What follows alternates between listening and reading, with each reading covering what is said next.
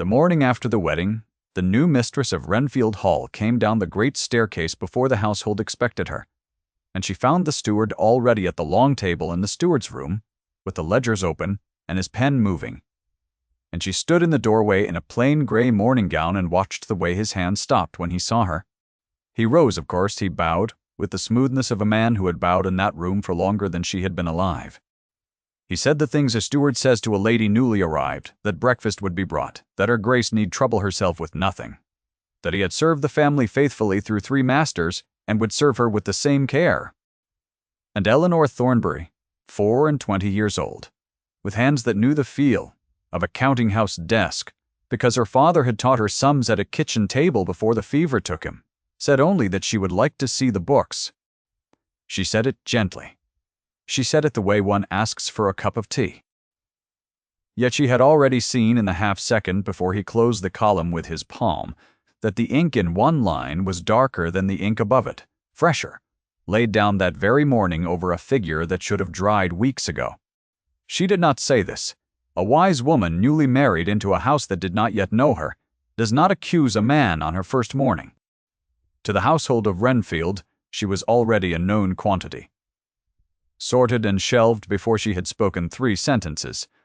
A merchant's daughter, a girl of trade dressed up in a duke's name, pretty enough and clever enough to have caught him, but not. The servants murmured below stairs, a true lady. Not born to it. The steward had heard the murmur and had decided, in the private arithmetic of his own long survival, that she was the easiest mistress he had ever been given. So he smiled and brought her the household book, the fair copy, the clean one, and he watched her turn its pages with what he took for the idle interest of a woman who could not read a sum if it bit her. He was wrong about that. He was wrong about a great many things, though it would take the season to teach him so. Stay with me, because what this man stole across 20 quiet years, a girl raised over a ledger unraveled in a single winter afternoon, and the unraveling was gentler and more terrible than anything he had braced himself against. The Duke of Renfield, Adrian by his given name, though almost no one used it, had married her in November in a small ceremony that the county found bewildering. He was a man of 32, with a jaw like the edge of a cut stone, and eyes the color of smoke over water, and he had buried his first wife 3 years before, and had not been seen to smile since. The marriage to Eleanor had been arranged through her uncle, a wool merchant of Bristol, who had once lent the Duke a sum when the estate was strained, and the county assumed Eleanor was the price of the debt. She let them assume it. It was nearly true, and the part that was not true was hers to keep. She had come to Renfield expecting nothing warmer than a roof and a name, and she had found a husband who spoke to her in short, level sentences, and looked at her sometimes across the breakfast table, as though she were a sum he could not make come out right. Her constraint was plain enough. She was a wife by contract, valued for her uncle's coin and her own quiet manners, and she carried the knowledge that the moment she proved troublesome, she would be folded back into the silence the house preferred. Her wound was older.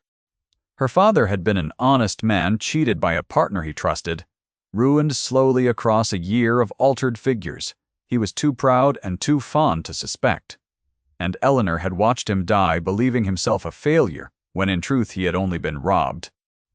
She had learned her sums at his elbow, and she had learned far more deeply what a column of numbers looks like when a careful thief has been at it. She had promised herself over his grave that she would never again let a man dress a theft in tidy ink and call it honest service. She had not expected to keep that promise inside a duke's house. She kept it all the same. The steward's name was Mr. Silas Crewe, and he had come to Renfield as a young clerk under the duke's grandfather, and had risen through the deaths of better men to hold every key on the estate. He was nearer 60 than 50, neat, soft-voiced, with a way of folding his hands that suggested patience, and a way of watching that suggested nothing at all. The household trusted him because the household had always trusted him. The Duke trusted him because the Duke had inherited him along with the silver and the debt and the long cold halls, and grief had made the Duke incurious about the running of his own house. Crewe had counted on that grief. He had counted on a great many things, and, for 20 years, his counting had been correct. On her second day, Eleanor asked, again gently, whether she might see the accounts of the household for the past quarter, not the fair copy, but the working book, the one where the day-to-day was set down before it was made clean. Crewe told her, with every appearance of regret, that the working book was kept in his own hand and would be of no use to a lady, full of his private shorthand and abbreviations. He offered instead to read her any figure she wished. She thanked him and did not press. She had noticed, though, how quickly the refusal came, how ready it had been, as though he had prepared it before she asked. Honest men, she knew, are slow to refuse a wife the sight of her own household's books. Only a man, with something to hide, answers before the question is finished. That evening at dinner she sat at the foot of the long table with the Duke at its head and 30 feet of polished oak between them, and she asked him an ordinary question about the estate, how many tenants it held, what the home farm brought in. He answered shortly. She asked another. He looked at her then properly, for the first time since the wedding, and something moved behind the smoke of his eyes. He said that his late wife had never asked such questions. He said it flatly, as a fact, not as a reproach, but Eleanor saw the small flinch in his hand, where it rested on the stem of his glass, and she understood that she had stepped near something he kept covered. She let it lie. She turned the talk to the weather and the roads, and she watched, across all that oak, the way he did not eat the food on his plate, and the way his gaze returned to her twice more before the covers were cleared. What the house could not see, because the house had decided what she was, Eleanor saw with the patience of a woman who had nowhere else to spend her attention. She saw that the candles in the lesser rooms were tallow, while the bills, she would later learn, were rendered for wax. She saw that the underservants wore livery, a year past mending, while the wardrobe accounts ran high. She saw that the second housemaid, a thin girl called Bess, flinched whenever Crewe passed, and that the old cook spoke of the steward with a careful flatness that was its own kind of testimony. None of it was proof. All of it was a pattern, and Eleanor had been taught by the worst possible teacher to read a pattern in the dark. She did not move quickly. She let a week pass, and then another, and she made herself pleasant and small and easily satisfied, and she let Crewe relax into the belief that the merchant's daughter was exactly the harmless ornament he had judged her to be. She walked the grounds. She visited the home farm and let the bailiff talk, and she learned that the flock was smaller than the wool returns suggested it should be, that lambs were sold off the book to a dealer 2 valleys over, that the money for them had a way of not arriving. She visited the village and let the vicar talk, and she learned that the charity coal the estate was famed for giving had grown thin these 5 winters, though the charity ledger swelled with it. She gathered each small wrongness the way her father had taught her to gather evidence, not in anger, but in order. And she kept it all in her head because she did not yet trust a single locked drawer in that house. It was on a gray afternoon in early December that the Duke first watched her without her knowing, and what he saw began the slow cracking of a thing he had thought set hard forever. She had gone down to the kitchens, which a lady ought not to do, and she had found the maid Bess weeping into the scullery sink because Crewe had docked her quarter's wage for a broken dish that Eleanor, asking quietly, learned had not been broken at all. Eleanor did not summon the steward. She did not make a scene that would cost the girl her place. She sat down on the scullery stool in her good gray gown on the wet stone floor of a kitchen, and she took the girl's chapped hands in her own, and she told her, in a voice the Duke heard from the passage where he had paused unseen, that no one in that house would dock the wage of an honest servant while she drew breath in it, and that she would see the shilling restored by morning, and that Bess was to come to her, not to anyone else, if it happened again. The Duke stood in the cold passage and did not announce himself. He watched his merchant's daughter-wife, kneeling on a scullery floor, mending a thing no account would ever record. He went back up the stairs more slowly than he had come down. He said nothing of it. The next morning, though, he came to the breakfast room himself, which he had not done since the wedding. and he sat not at the far head of the table but at the place beside hers. And when the footman moved to set his cover at the distant end, the Duke said in his level voice, "Leave it here." Eleanor poured his tea. Her hand was steady. Her heart was not, and she was vexed with herself for it, because she had married a stranger for a roof and a name, and she had told herself she expected nothing. And here her own pulse was betraying the lie of that. In the warmth that climbed her throat when he reached past her for the sugar and his sleeve brushed her wrist from it as quickly as propriety asked. He drank his tea. He said the home farm accounts had troubled him once before grief made him careless, and that he had let them go. He did not say why. He looked at her, though, as though weighing whether she could be trusted with the thing he had stopped looking at. And Eleanor met the look and did not flinch, and the Duke, after a long moment, said only, "Walk with me." They walked the long gallery where the dead of Renfield hung in their frames, and he stopped before the portrait of a fair young woman with a sad mouth and did not speak for the length of 3 breaths. This was Cecilia, the first Duchess. He had married her young, for affection, against his family's wish for a richer match, and he had brought her to Renfield, and then he had let the house run itself, while he sat in his study with his grief at her long illness, and he had trusted the running of it to Crewe entirely. What he told Eleanor in the gallery, in a voice scraped down to almost nothing, was that Cecilia had come to him in her last clear month and tried to tell him something was wrong in the house, that money was going where it should not, that the steward was not what he seemed. And he had not listened. He had thought it the wandering of a fevered mind. He had patted her hand and called for the doctor, and he had never once gone to the books, and she had died with the warning unheard. And in the 3 years since he had carried the certainty that he had failed her in the one plain way a husband must not fail a wife, by refusing to believe her when she told him the truth. He had stopped looking at the accounts, because to look was to admit she had been right, and he had been a fool. The wound was named, once in the cold gallery under the sad painted mouth, and then he closed over it again, like water over a stone. Eleanor, though, carried it out with her, and she understood at last why a clever, hard man had let a thief feed on his house for 20 years. He had been hiding from his own neglect, and Crewe had grown fat in the shadow of a duke's grief. She might have told him then what she had found. She did not, and her reasons were sound. She had pattern and not proof. Crewe held every key, every original book, every receipt, and a steward of 20 years' standing, accused by a merchant's daughter on her word against his, would simply produce his fair copies and his references and his decades of trust, and it would be Eleanor, the county judge, a grasping interloper who could not bear an honest old servant. She needed the working book, the dirty one, the one he kept in his own hand and would let no one see. She needed the place where the theft was written down in the only language a thief ever fully trusts his own. The chance came dressed as misfortune, as such chances often do. The Dowager arrived.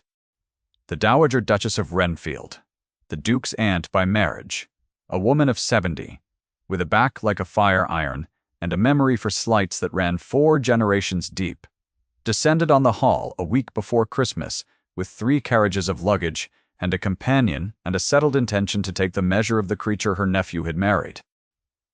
She had not approved the match. She had wanted the Duke to marry a Carlyle, the pale and polished daughter of an old friend, and she arrived with that daughter in tow, Lady Margaret Carlyle, 24, and beautiful in the cold, clean way of a frozen pond. Brought to Renfield under the thin pretense of a Christmas visit, and the thick intention of standing beside Eleanor so that all the county might compare them and find the merchant's girl wanting. The Dowager's first weapon was the label, and she wielded it within an hour of arriving in the drawing-room, with the tea-things between them and Lady Margaret, arranged at her side like a jewel in a case. She looked Eleanor over, the plain gown, the unjeweled throat, the steady, ungrasping hands, and she said to her companion, but loudly enough that she supposed one could dress a counting-house clerk in silk, but one could not teach her where the silk belonged. A clerk, The word landed in the warm room, and the companion tittered, and Lady Margaret smiled into her cup, and Eleanor, who had been called worse by better, inclined her head and said that her father had indeed kept accounts, and that she had loved him, and that she found no shame in it. The dowager's mouth thinned. She had expected the girl to color or to bristle, and the quiet had wrong-footed her. She settled herself, however, for a longer campaign, and she found in Mr. Sagg Crewe an eager and invisible ally. For the steward had understood at once that a dowager bent on proving the new Duchess unfit was the surest possible shield for his own 20 years of theft. If Eleanor were sent away in disgrace, no one would ever look at his books again. So the two of them, the proud old woman protecting the order she had been born to, and the soft-voiced thief protecting the order he had stolen from it, made common cause, without ever once speaking it aloud. Crewe began to mislay the small things Eleanor asked for. A receipt could not be found. A key was, regrettably, lost. The household book she had been shown so freely was now, he said with infinite courtesy, away at the binder's. And the dowager, watching the new Duchess fail to command her own steward, drew her own satisfied conclusions, and spoke them at dinner. That a true lady was obeyed, without effort, and that obedience could not be bought along with a wedding ring. The Duke, Eleanor noticed, had gone very still at that, and had looked down the table at his aunt, with the first cold anger she had seen in him turned upon his own blood. He said nothing yet. He was a man learning slowly, painfully, to believe a wife before it was too late, and the lesson did not come to him all at once. The proximity between them grew in the small spaces the dowager's siege left unguarded. He found reasons to be where Eleanor was. He came to the library where she read in the evenings, and he stood at the cold window with his back to her, and spoke of nothing. And she understood that the nothing was a kind of asking. One night the fire had burned low, and she had not rung for more coal, because she had seen the coal accounts, and would not waste what the village children went without. And the Duke came in and found her with a shawl about her shoulders, working sums on a scrap of paper by the failing light. And he stood over her and read upside down in an instant that the numbers she was checking were his own home farm returns, and that she had found the same hole his dead wife had warned him of, and had found it in a fortnight where he had refused to look for years. He did not speak for a long moment. Then he said, "Lo, you are cold." He crossed the room and built the fire up with his own hands, a duke on his knees at his own hearth, and when he rose his face was very close to hers, and his hand was on the back of her chair, not touching her, near enough that she felt the warmth of it along her shoulder, and he looked at her mouth, and then at her eyes, and he said, in a voice that had nothing level left in it, "I should not have let it lie. I will not let it lie again." And Eleanor, whose body had been telling her for a week what her mind would not sign, felt the truth of him close over her like the warmth from the new flames, and she did not move away, and neither did he, and the only thing in the room that moved was the fire he had built. She told him that night by that fire what she had gathered: the lambs sold off the book, the wax billed and the tallow burned, the charity coal that swelled on paper and thinned in the grates of the poor, the wages docked from honest servants on invented faults, the difference pocketed, the pattern of 20 years laid out plainly, every thread of it pointing to one neat, soft-handed man. The Duke listened without once interrupting, and when she had finished he was silent, and then he said the thing she had not expected, which was that he believed her, completely, on her word alone, and that he was ashamed.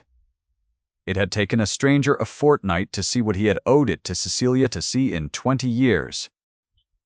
Belief, though, was not proof, he said, and Crewe was clever, and a steward could not be turned off on suspicion without the county taking it as proof only of a grasping new wife.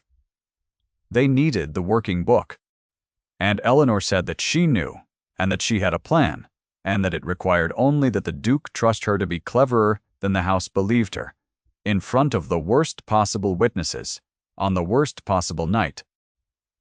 The plan turned on Christmas. The Dowager had arranged, as her crowning maneuver, a great dinner on Christmas Eve. The county invited Lady Margaret to be displayed, the new Duchess to be quietly exposed as unable to keep so much as her own keys. Crewe was to manage it all, the wine and the plate and the seating, and in the managing of it he would have the run of the house and his guard at its lowest, fat with confidence, certain of his shield. Eleanor let the Dowager plan it. She let Crewe believe himself secure, and she made one quiet arrangement of her own, which was to send a letter in her own hand by a trusted boy to a man in Bristol her father had once known, an attorney named Mr. Hale, who had handled the wreck of her father's estate and had grieved that he could prove nothing. She wrote him the pattern. She asked him to come to Renfield on Christmas Eve quietly, an unannounced guest at a crowded dinner, and to bring with him the one thing she could not gather herself, the dealer's record from 2 valleys over, the book of the man who had bought the estate's lambs in cash for 20 years, kept his own careful account of who had sold them to him. The dark moment came first, as it always does, before the dawn. 2 days before Christmas, the Dowager struck her hardest blow. She had searched, in her cold, patient way, for a thing to ruin the girl with, and Crewe had handed it to her, for Crewe had searched too. They found, or made, a small, ugly story. A sum of household money was discovered missing from a drawer, £40, and a pawn ticket in a Bristol shop was produced bearing a date and a name close enough to Eleanor's uncle's to damn her by association. And the tale was let loose at the dinner table the night before the great dinner, before a dozen lesser guests. That the merchant's family had not changed its merchant habits, that money went missing where the clerk's daughter walked.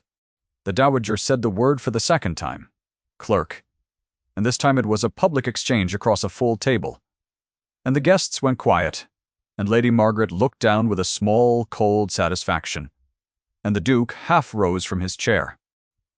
It was Eleanor who stopped him, with a hand laid flat on the cloth, and it was Eleanor who said into the dreadful quiet that she would not defend herself with words tonight, that words were cheap, and the county had already weighed her, and that she asked only that everyone present return the following evening, when the truth of who took money from Renfield would be shown and not spoken. Then she rose, and she was very pale, and she left the room with her back straight, and Crewe watched her go and felt for the first time in 20 years the smallest cold finger of doubt, because the girl had not behaved as a guilty woman or even as a frightened one. She had behaved as a woman who knew something he did not. She did not sleep that night. She sat at the cold window of her chamber with her father's pattern in her head and the fear in her chest that Mr. Hale would not come, that the dealer's book would not exist, that she had wagered her place and her name and the Duke's faith on a thread that might snap. And in the deepest part of the night, there was a soft knock, and it was the Duke, who had not slept either, and he did not cross the threshold, because even now he would not. But he stood in the doorway in his shirt-sleeves with a candle, and he said, "Whatever tomorrow shows, you have already shown me the thing that matters." He said her name, then her given name, Eleanor, the first time he had used it, and it landed in the dark room like a stone into still water, spreading. She came to the door. She did not mean to, and she did. And they stood a hand's breadth apart with the candle between them, and he lifted his free hand and almost touched her face and stopped, his fingers in the air beside her cheek, near enough that she felt the heat of them, and he said, low and unsteady, that he had wanted to do that since the morning she knelt on the scullery floor, and that he would wait however long it took, but that he would not pretend any longer that this was a marriage of a merchant's debt. Eleanor closed the small distance herself, only enough to lay her cheek into his unmoving hand, and the candle shook in his other one, and for a long moment neither of them breathed. And then she stepped back, because there was a battle to be won in the morning, and she would win it first, and he understood. And he bowed to her in the doorway as though she were the greatest lady in England, and went. Mr. Hale came. He arrived on Christmas Eve in the early dark, a small, mild man in a traveled coat, and he carried a leather satchel, and inside it was the dealer's book. Eleanor met him in the steward's own room while Crewe was occupied with the wine, and together by candlelight they laid the dealer's record beside the estate's own fair copy of the flock accounts, and the two told different stories in the plainest possible terms.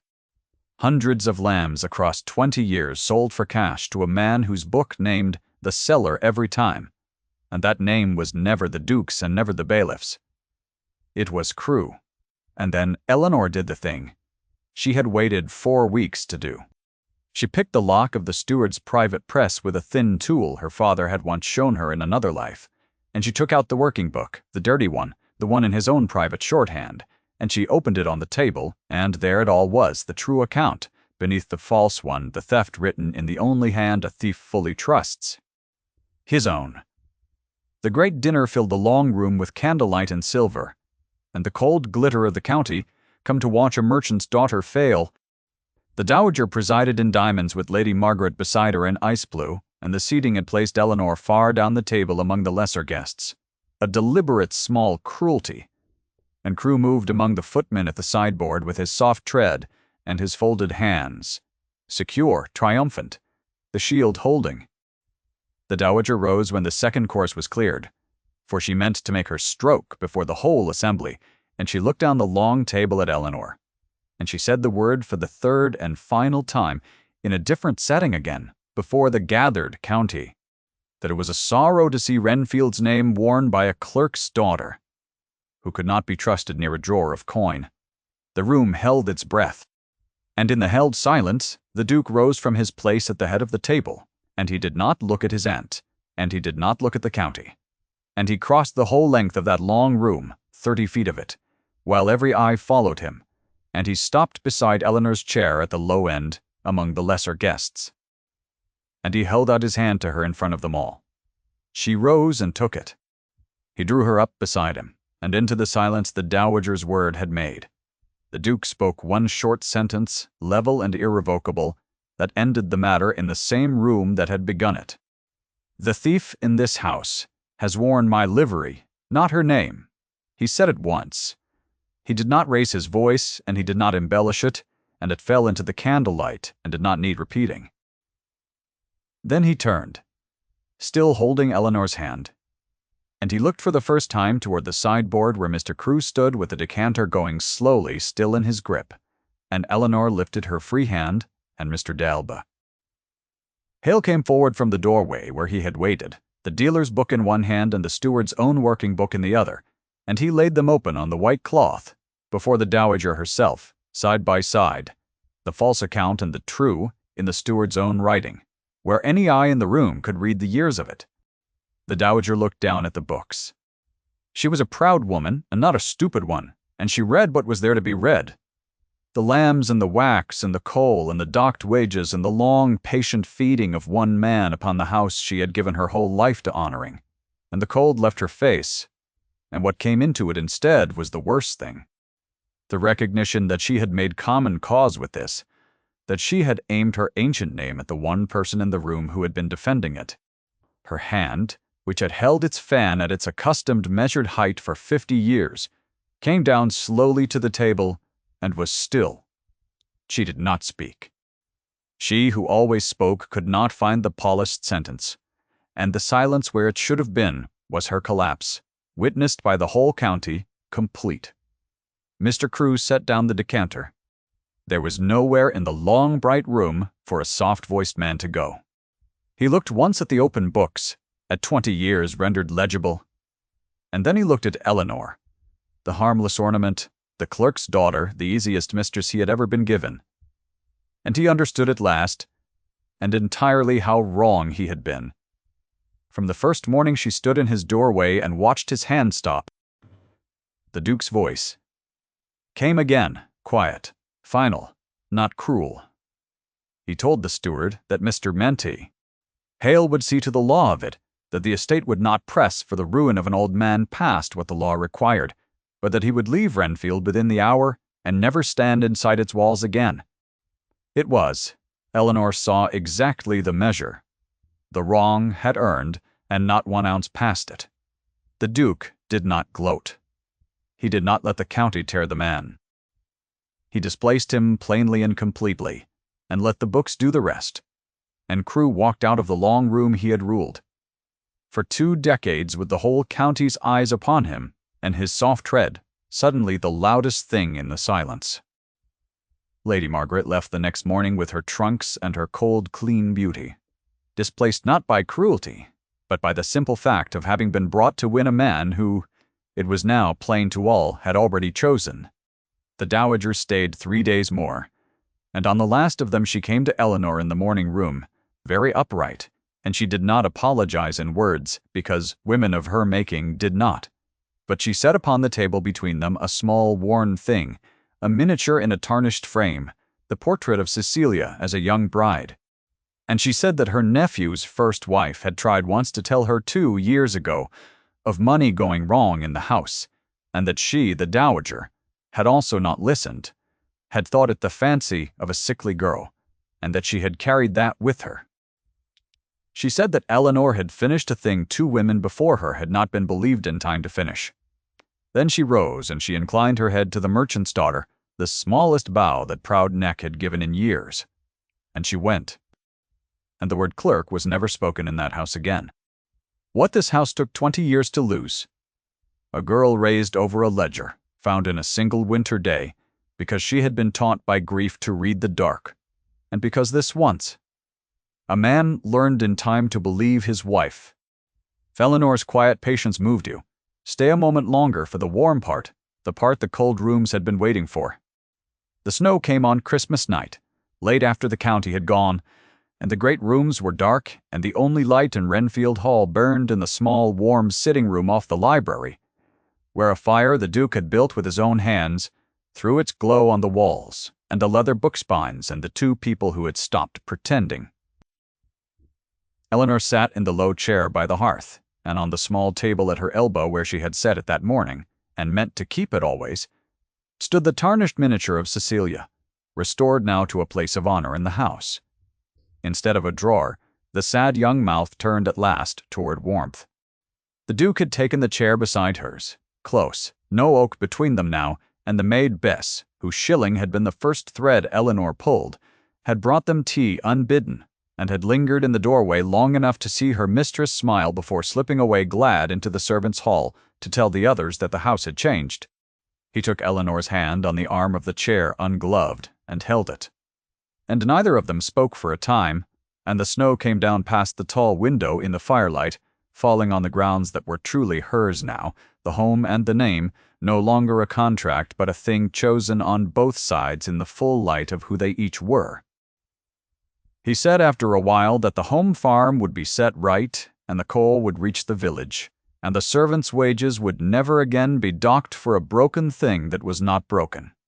He said it the way he said everything, level and short, and Eleanor understood it for what it was, which was not a list of estate business but a vow, the only kind of vow a man so long shut up in his grief knew how to make, a promise spoken in the language of a house finally being cared for.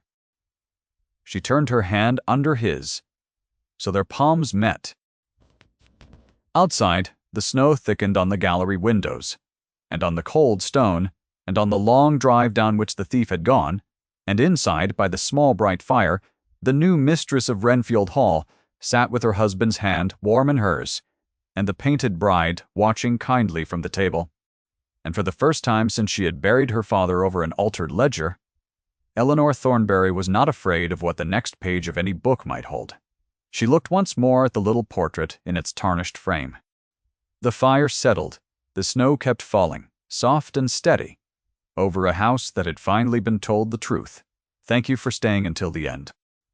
If this story warmed a cold evening for you, leave a word below and tell me the moment you felt the house change.